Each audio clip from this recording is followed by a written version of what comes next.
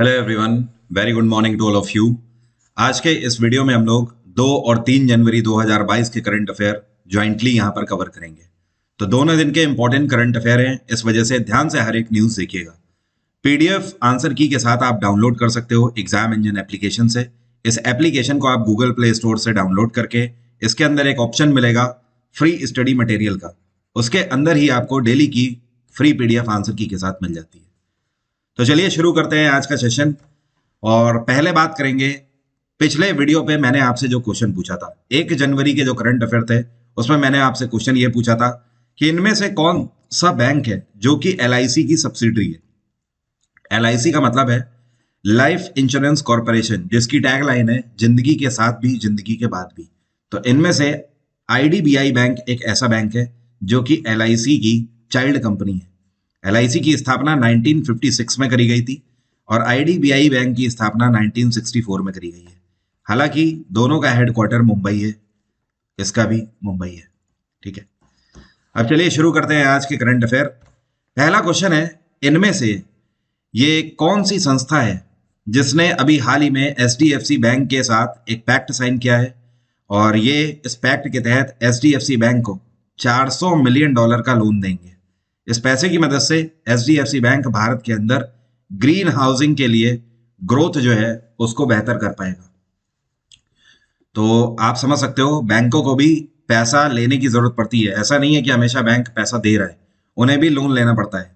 तो ये loan facility IFC के द्वारा दी जा रही है एचडीएफसी बैंक को। आईएफसी का मतलब है इंटरनेशनल फाइनेंस कॉर्पोरेशन। आपको पता है ये वर्ल्ड बैंक की ही सब्सिडरी है, विश्व बैंक वर्ल्ड बैंक की ही सब्सिडरी है। इस पैसे की मदद से भारत सरकार जो ग्रीन हाउसिंग ग्रोथ कर रही है उसमें एचडीएफसी बैंक भारत सरकार को सपोर्ट करेंगे। अगर रुपए के फॉर्म में देखें तो 3,400 करोड़ का ये लोन होगा। एचडीएफसी की स्थापना 1994 में करी गई थी, 1994 में। हेडक्वार्टर है इसका मुंबई और इसके चेयरपर्सन है शशिधर जगदीशन। कौन है? शशिधर जगदीशन। अब अगर वर्ल्ड बैंक की बात करें तो इसकी स्थापना 1944 में करी गई थी। इसका हेडक्वार्टर है वर्ल्ड बैंक का वॉशिंगटन डीसी। और इस टाइम पे वर्ल्ड बैंक की जो चीफ इकोनॉमिस्ट हैं या आप बोल सकते हो सीएफओ हैं, ये है अंशुला कांत। और वर्ल्ड बैंक के प्रेसिडेंट कौन है? David Malpass. अगला क्वेश्चन है, ये कौन है जिनके द्वारा अभी हाल ही में नई दिल्ली में प्रॉपर्टी पोर्टल, EHRMS 2.0 पोर्टल और साथ में कुछ किताबें लॉन्च करी गई हैं। और ये इस वजह से क्योंकि ये इनके मंत्रालय के बारे में जो अचीवमेंट्स रहे हैं 2022 में उनको दर्शाता है। तो ये है doctor Jitendra Singh minister of state हैं पर्सनल एंड पब्लिक ग्रीवेंस मंत्रालय के। पब्लिक ग्रीवेंस मंत्रालय का मतलब ये है कि एक ऐसा मंत्रालय है जो कि जनता की शिकायतों के बारे में सुनते हैं और उसका निवारण करते हैं।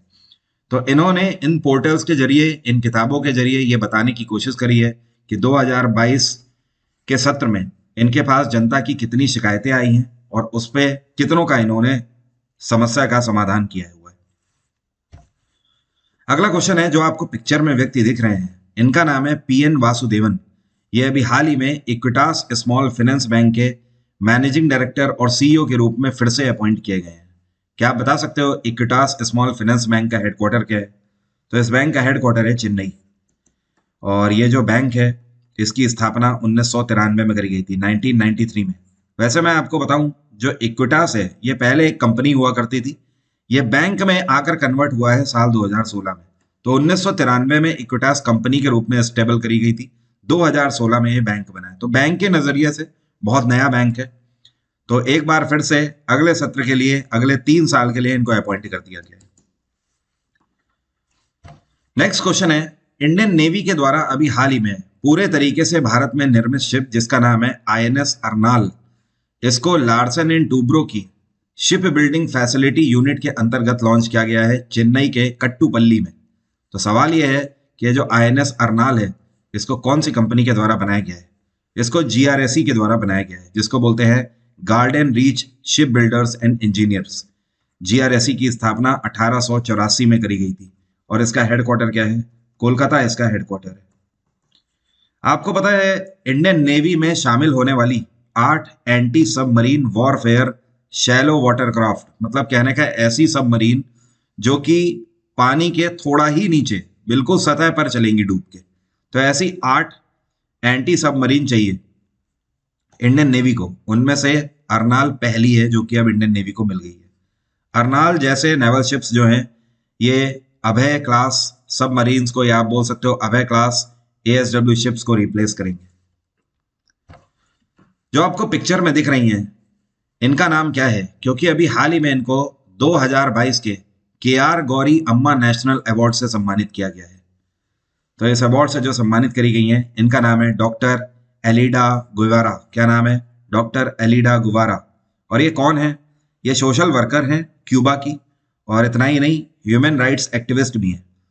तो इन्होंने अपना जीवन पर्यंत ह्यूमन राइट्स के क्षेत्र में ही उत्कृष्ट योगदान दिया है, जिसकी वजह से इनको के आर गौरी अम्मा नेशनल अवार्ड 2022 से सम्मानित किया गया है। और यह अवार्ड केरल राज्य के द्वारा दिया जाता है। तो केरल के मुख्यमंत्री पिनाराई विजयन के द्वारा इनको सम्मानित किया जाएगा, और इसके साथ धनराशि दी जाती है $3000 की। कितना? $3000। बेसिकली इन्होंने अपने कार्यकाल में, मतलब जितना भी अब इन्होंने अपना जीवन दे दिया है ह्यूमन राइट्स के क्षेत्र में कार्य करने के लिए, साथ में सामाजिक कार्यकर्ता के रूप में इन्होंने कार्य किया हुआ है। तो इतना ही नहीं, इन्होंने बच्चों के लिए भी कार्य किया हुआ है, बच्चों की हेल्थ के लिए, बच्चों की शिक्षा के लिए भी कार्य किया है। जो आपको पिक्चर में दिख रहे हैं इनका नाम है जॉर्ज कोहेन। अभी 83 की उम्र में इनका निधन हो गया। ये कौन से खेल से संबंधित थे? तो जॉर्ज कोहेन एक स्टार खिलाड़ी थे फुटबॉल के। और ये कौन से देश से खेलते थे? तो ये इंग्लिश प्लेयर थे, इंग्लैंड के। इनका अभी 83 की उम्र में निधन हो गया। और 1966 में जब इंग्लैंड ने वर्ल्ड कप जीता था फुटबॉल का, तो उस टाइम पे ये इंग्लिश टीम के वाइस कैप्टन थे। हालांकि 29 वर्ष की उम्र में ही इनको रिटायरमेंट लेना पड़ गया। इनको पैर की नी में सीवियर इंजरी हो गई थी, जिसकी वजह से जल्द रिटायर इन्हें लेना पड़ गया। बट हाँ, इनका जितना भी करियर रहा है वो काफ़ी शानदार और धुआंधार रहा। फिलहाल इस बार बात करें तो कतर फीफा वर्ल्ड कप 2022 में अर्जेंटीना विजयी रही। फ्रांस को फाइनल में अर्जेंटीना ने हराया। और क्या आप बता सकते हो इस बार कतर फीफा वर्ल्ड कप में गोल्डन बूट किसको दिया गया है? तो गोल्डन बूट इस बार गया है एम्बापे को। किसको? Kaelin Mbappe. कहाँ के खिलाड़ी हैं? फ्रांस के खिलाड़ी हैं। अगला क्वेश्चन है, इनमें से कौन से भारतीय क्रिकेटर हैं जिनको ICC emerging men's player cricketer of the year 2022 का खिताब दिया गया है? तो आईसीसी की तरफ से men's player cricketer of the year में अर्शदीप सिंह रहे।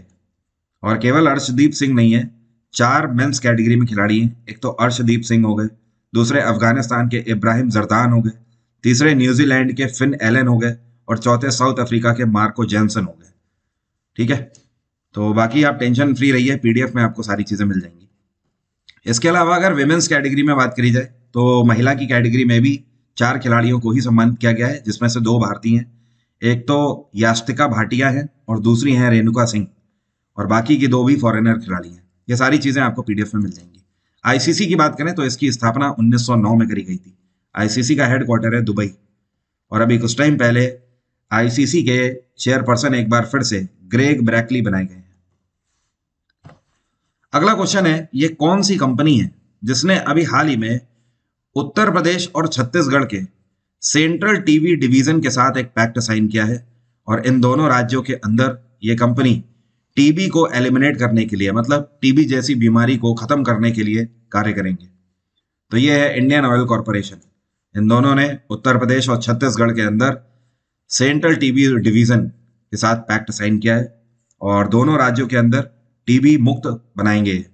और ये टारगेट लेकर चल रहे हैं 2025 तक का, क्योंकि ध्यान रखिए भारत सरकार भारत से टीबी मुक्ति करना चाहती है, मतलब भारत को टीबी मुक्त बनाना चाहती है, और भारत सरकार ही 2025 का टारगेट लेकर चल रही है। तो इन्होंने भी यहाँ पर शपथ ली है कि 2025 तक टीबी मुक्त करेंगे इन दोनों राज्यों को। By the way, Uttar Pradesh में योगी आदित्यनाथ की सरकार है, और यहाँ पे गवर्नर कौन है? आनंदीबेन पटेल। छत्तीसगढ़ में भूपेश बघेल की सरकार है, और यहाँ पे गवर्नर कौन है? अनसुईया उइके। अगला क्वेश्चन है, ये कौन सी कंपनी है जिसको अभी national award for safety excellence 2022 से सम्मानित किया गया है? और ये अवार्ड इनको दिया गया है, अभी 10वां संस्करण ग्लोबल सेफ्टी समिट का आयोजित किया गया नई दिल्ली में। वहां पर large enterprise cement manufacturing sectors की ये मीटिंग थी, जहां पर इसको सम्मानित किया गया है। तो ये कंपनी है एसोसिएटेड सीमेंट कंपनीज, जिसको एसीसी सीमेंट आप बोलते हो ना। तो एसीसी सीमेंट को सीमेंट की बेहतर क्वालिटी प्रोवाइड करने के लिए सम्मानित किया गया है। क्या आपको इससे पहले पता था कि ये कंपनी अडानी की है? अडानी ग्रुप की कंपनी है ये, गौतम अडानी की। और इस कंपनी का हेडक्वार्टर क्या है? मुंबई इसका हेडक्वार्टर है। इसकी स्थापना 1936 में करी गई थी। काफी पुरानी कंपनी है ये। एसीसी सीमेंट, पहले इसका काफी ऐड भी आता था, अब तो अल्ट्राटेक वगैरह का आता है। पहले अंबुजा का भी आता था, अब इसका भी आना कम हो गया है। तो इनको सम्मानित किया गया। अभी हाल ही में ये जो समिट हुआ है, ये नई दिल्ली में कनॉट प्लेस में, या आप बोल सकते हो जनपद के पास ले मेरिडियन होटल में आयोजित किया गया। अगला क्वेश्चन है, काला सागर में, जिसको ब्लैक सी बोलते हैं, ब्लैक सी में ग्रेन इनिशिएटिव चल रहा है, जिसके कोऑर्डिनेटर के रूप में यूनाइटेड नेशंस के द्वारा किसको अपॉइंट किया गया है? तो यूनाइटेड नेशंस के प्रेसिडेंट एंटोनियो गुतरेस के द्वारा, ये जो आपको पिक्चर में दिख रहे हैं, इनका नाम है अब्दुल्ला अब्दुल समाद दसी। इनको सम्मानित किया गया है इस पोस्ट से। सम्मानित क्या आप बोल सकते हो, इनको इसका कोऑर्डिनेटर बना दिया गया है। अब देखो, ब्लैक सी ग्रेन इनिशिएटिव है क्या? जो काला सागर है ना, काला सागर के आसपास जो भी देश हैं, ये देश एक दूसरे को फूड हेल्प पहुंचा सके। इतना ही नहीं, इन देशों से दूसरे और जो पुअर कंट्रीज हैं वहां तक भी ग्रेन पहुंच सके, मतलब अनाज पहुंच सके। तो ये सारा अनाज किससे ले जाया जाता है? शिप्स के थ्रू ले जाया जाता है। तो इस पूरे रूट के ये कोऑर्डिनेटर होंगे। आप समझ लीजिए कितनी बड़ी जिम्मेदारी है। इस रूट में कई बार पायरेट्स भी होते हैं, मतलब डाकू लुटेरे भी होते हैं, जो कि शिप्स लूट लेते हैं पूरे। तो इनकी जिम्मेदारी होगी कि पूरा पीसफुल रहे यहाँ पर ये ऑपरेशन, और प्रॉपर अनाज पहुंचता रहे काला सागर वाले एरिया के आसपास के देशों में। अब इनकी तारीफ अगर बात करें, ये कौन है? तो अब्दुल्ला अब्दुल समाद दश्ती, ये एक कुवैतियन है, और कुवैत में भी जो कुवैत नेवी है उससे अभी हाल ही में वाइस एडमिरल के रूप में अपॉइंट रिटायर हुए हैं। तो ये पिछले साल ही रिटायर हुए हैं 2021 में। इनको नेवी में 40 साल का एक्सपीरियंस है, बहुत रिच एक्सपीरियंस। अगला क्वेश्चन है, ये कौन सी राज्य सरकार है जिसके द्वारा 2023 से लेकर 2027 के बीच में महिलाओं को एग्रीकल्चर सेक्टर में सशक्त करने के लिए 367.19 करोड़ की धनराशि आवंटित करी गई है? तो यह है उड़ीसा में नवीन पटनायक की सरकार। नवीन पटनायक चाहते हैं कि उड़ीसा के अंदर हर एक महिला जो कि कृषि से जुड़ी हुई है उसको सशक्त किया जाए, उसकी इनकम को बढ़ाया जाए। तो इसके लिए इन्होंने करीब 367 करोड़ रुपए की धनराशि आवंटित करी है। इस पैसे की मदद से महिलाओं को लोन फैसिलिटीज भी दी जाएंगी। इतना ही नहीं, कुछ ऐसी योजनाएं भी जारी करी जा सकती हैं जिसमें ऐसी महिलाएं, ग्रामीण महिलाएं जो कि गरीबी रेखा के नीचे हैं और उनके ऊपर घर चलाने की भी जिम्मेदारी है, उनको भी इसका फायदा मिल सकता है। और उड़ीसा में गवर्नर कौन है? ये हैं गणेशी लाल, गणेशी लाल।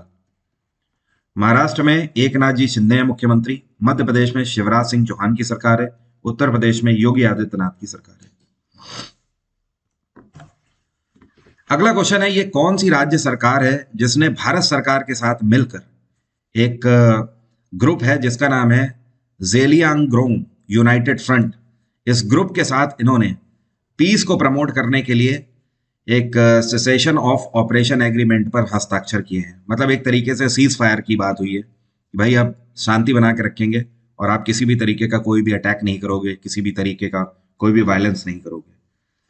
तो ये राज्य सरकार है कहाँ की? ये है मणिपुर सरकार। मणिपुर सरकार ने भारत सरकार के साथ मिलकर ये पैक्ट इनके साथ साइन किया है। अब इनकी तारीफ, ये कौन है? तो ज़ेलियांगरोंग यूनाइटेड फ्रंट एक विद्रोही ग्रुप है जिसकी स्थापना 2011 में करी गई थी। और नागालैंड में एक कम्युनिटी है, या आप बोल सकते हो नागा ट्राइब है, जिसको नागा ज़ेलियांगरोंग बोला जाता है। तो इन्होंने क्या किया, अपना एक विद्रोही ग्रुप बना लिया और ये 3 राज्यों में ऑपरेट करते हैं, मणिपुर में, आसाम में और नागालैंड में। इनका कहना है कि जो नागा ज़ेलियांगरोंग जनजाति है उनको हम संरक्षण देंगे, उनके हितों के बारे में हम सोचते हैं, और साथ में इतना ही नहीं, ये नागा ज़ेलियांगरोंग जनजाति के लिए एक अलग राज्य बनाने की भी डिमांड रखते हैं। तो अब ऐसा तो हो नहीं सकता है, और इसके लिए अगर आप विद्रोह कर रहे हैं तो फिर यही एक रीजन है कि मणिपुर हो गया, आसाम हो गया, नागालैंड हो गया, इनके वैली एरियाज में आप देखते हो काफी टाइम तक AFSPA भी लगा रहता है, armed forces special power act, क्योंकि ये वायलेंस भी करते हैं। तो ये अपने आप में एक गुड न्यूज़ है कि इन्होंने सरेंडर कर दिया है और पैक्ट साइन कर लिया है। और मणिपुर की अगर बात करें तो यहाँ पे बीरेन सिंह है इस टाइम पे मुख्यमंत्री, और मणिपुर के इस टाइम पे गवर्नर कौन है? ये है ला गणेशन, ला गणेशन। अगला क्वेश्चन है, ये कौन से राज्य का department of information and public relation है जिसको इफेक्टिव गवर्नेंस कम्युनिकेशन अवार्ड 2022 से सम्मानित किया गया है? तो ये राज्य है राजस्थान। और राजस्थान सरकार को इस अवार्ड से इसलिए सम्मानित किया गया है कि राजस्थान सरकार ने अपनी जनता के साथ जो कम्युनिकेशन है वहां पर कोई भी बैरियर नहीं आने दिया है, उसको प्रॉपर ब्रिज बनाकर रखा है। जनता का मत भी ये है कि राजस्थान सरकार उनकी सुनती है, शिकायतों के लिए हमेशा जागरूक और तत्पर रहती है, इसलिए राजस्थान सरकार को सम्मानित किया गया इस अवार्ड से। नेक्स्ट क्वेश्चन है, इनमें से कौन है जिनके द्वारा कर्नाटक के मांड्या में एक मेगा डेयरी का अभी हाल ही में उद्घाटन किया गया? तो ये गृह मंत्री अमित शाह है। अमित शाह के द्वारा मेगा डेयरी का उद्घाटन किया गया है कर्नाटक के मांड्या में। अब सवाल ये उठता है कि ये जो मेगा डेयरी है इसका काम क्या होगा? तो देखिए, जो डेयरी है यहाँ पर कर्नाटक के जो किसान हैं जो कि दूध का उत्पादन करते हैं, वो आकर डेयरी को सप्लाई देते हैं और इस डेयरी से उसके बाद वो दूसरे और राज्यों में भी बढ़ जाता है, ऐसी जगहों पर भी दूध बढ़ जाता है, साथ में डेयरी प्रोडक्ट्स भी इससे बनाए जाते हैं। तो ये जो मेगा डेयरी है ये बनाई गई है 260 करोड़ की लागत से, और इसकी खास बात यह है कि इसका पोटेंशियल है पर डे 10 लाख लीटर दूध यहाँ पर कलेक्ट किया जाएगा। और कितने किसानों से? तो पर डे 26 लाख किसान जो हैं वो यहाँ पर 10 लाख लीटर दूध देंगे आकर। और जो ये किसान हैं इनको मेगा डेयरी की तरफ से पर डे करीब करीब आप ये मान लीजिए 28 करोड़ रुपए का वितरण किया जाएगा। आगे बढ़ते हैं। अगला क्वेश्चन है, अभी हाल ही में प्रधानमंत्री नरेंद्र मोदी के द्वारा वंदे भारत एक्सप्रेस को हरी झंडी दिखाई गई है वर्चुअली, क्योंकि प्रधानमंत्री नरेंद्र मोदी इस टाइम पर हर जगह नहीं जा सकते हैं। उनकी माता जी का अभी दुखद निधन हो गया, आप सभी को पता ही है, मैंने अपडेट भी किया था टेलीग्राम पर भी। तो पीएम नरेंद्र मोदी ने वर्चुअली हरी झंडी इसको दिखाई है। ये जो वंदे भारत एक्सप्रेस है ये हावड़ा रेलवे स्टेशन से चलाई गई है, और ये कहाँ तक कनेक्ट करेगी? ध्यान रखिएगा, ये यहाँ से लेकर न्यू जलपाईगुड़ी तक कनेक्ट कर रही है। और डिस्टेंस कितनी है? ये डिस्टेंस है 564 किलोमीटर, 564 किलोमीटर, और करीब करीब 7.5 घंटे में ये डिस्टेंस कवर करेगी 7.30 आवर्स में। अगर आपको ये पूछा जाए कि ये कौन सी वंदे भारत एक्सप्रेस है भारत की, तो ये 7वीं एक्सप्रेस है वंदे भारत। जो पहली वंदे भारत है ये चलाई गई थी वाराणसी से लेकर नई दिल्ली तक। वाराणसी नरेंद्र मोदी की कॉन्स्टिट्यूएंसी है। और जो दूसरी वंदे भारत है ये नई दिल्ली से लेकर कटरा तक चलाई गई थी, माता वैष्णो देवी टेम्पल तक। जो तीसरी वंदे भारत एक्सप्रेस है ये मुंबई से लेकर गांधीनगर तक चलाई गई है। चौथी वंदे भारत नई दिल्ली से लेकर हंदुआरा तक चलाई गई है। पांचवी जो है ये चेन्नई से लेकर मैसूर तक चलाई गई है, इसी साल ये भी चलाई गई थी। छठवीं अभी हाल ही में छत्तीसगढ़ के बिलासपुर से लेकर महाराष्ट्र के नागपुर तक चलाई गई है। और अब ये 7वीं है जो हावड़ा से लेकर न्यू जलपाईगुड़ी तक चलेगी। तो ये सारी चीजें आप ध्यान रखिए, वंदे भारत एक्सप्रेस से आपसे क्वेश्चन जरूर पूछ सकता है। कोलकाता मेट्रो रेल कॉरपोरेशन के आधार पर भारत की पहली अंडर वाटर मेट्रो सर्विस, जो कि काफी टाइम से सुनने में आ रही है, ये एक्सपेक्टेड डेट है कि कब तक चल जाएगी, ये प्रोजेक्ट कब तक पूरा हो जाएगा? आपको पता है ये एक ऐसी मेट्रो है जो कि पानी के अंदर चलेगी, पानी के अंदर मतलब टनल में चलेगी। तो ये मेट्रो कार्य जो है ये पूरा हो जाना चाहिए इनके आधार पर अगले साल दिसंबर में, मतलब इसी साल दिसंबर में, दिसंबर 2023 तक इसका कार्य पूरा हो जाना चाहिए। और जब ये चलेगी तो इसका रूट होगा 15 किलोमीटर का। ये कहाँ से कहाँ कनेक्ट करेगी? तो आपको ध्यान रखना है, ये कनेक्ट कर रही है कहाँ से? ये हावड़ा से लेकर सॉल्ट लेक स्टेडियम तक कनेक्ट करेगी। और इसमें पर किलोमीटर टनल पे कॉस्ट पता है कितनी आई? 120 करोड़ रुपए। तो 15 किलोमीटर की जो टनल है, अगर 120 से इसे गुणा कर दे तो ये आपका होता है 1800 करोड़ की लागत से केवल टनल का कार्य है। उसके बाद टेक्नोलॉजी तो एक अलग चीज है, काफी महंगा प्रोजेक्ट है। तो आप ये समझ लीजिए कि इस साल के आखिर तक एक ऐसी मेट्रो चल जाएगी जो कि अंडर वाटर चला करेगी। Apart from this, Calcutta metro Bharat की सबसे पुरानी मेट्रो है। इसकी स्थापना 1984 में करी गई थी। अगर आपसे पूछा जाए भारत की सबसे हाईटेक मेट्रो कौन सी है, तो ये है दिल्ली मेट्रो। अब मेरा आज का सवाल आपसे, आप में से कितने लोग बता सकते हैं कि इनमें से कौन सी फोर्स है जिसकी टैग लाइन है प्रोटेक्शन एंड सिक्योरिटी? पता है तो कमेंट बॉक्स में जल्दी से लिखकर बताइए। और एग्जाम इंजन पर आप मुझे फॉलो कर सकते हो। दिसंबर महीने की जो मंथली मैगजीन है वो लॉन्च हो चुकी है, आप उसे ले सकते हैं एग्जाम इंजन एप्लीकेशन से। और जिन्होंने नवंबर की नहीं ली है तो आप नवंबर की भी ले सकते हो। इस मैगजीन की खास बात यह है कि दिसंबर के जितने भी करंट अफेयर हैं वो सब इस मैगजीन में आपको मिलेंगे। इतना ही नहीं, अलग से बहुत सारा स्टैटिक डेटा भी होता है, जैसे कि दिसंबर के महीने में जितने भी अपॉइंटमेंट्स हुए हैं, जितने भी स्पोर्ट्स एंड अवार्ड्स हैं और संस्थाओं के हेडक्वार्टर्स हैं, ये सारी चीज़ें अलग टेबुलर फॉर्मेट में आपको मिलती है। जिन स्टूडेंट्स ने इसको लिया हुआ है उन्हें पता है कि ये कितनी कारगर और उपयोगी है। फिलहाल आज की बात यहीं तक रहेगी। कल सुबह 4 बजे फिर से मुलाकात होगी अगले दिन के करंट अफेयर के बाद। Thank you so much, have a nice day, take care, bye bye, आपका दिन मंगलमय।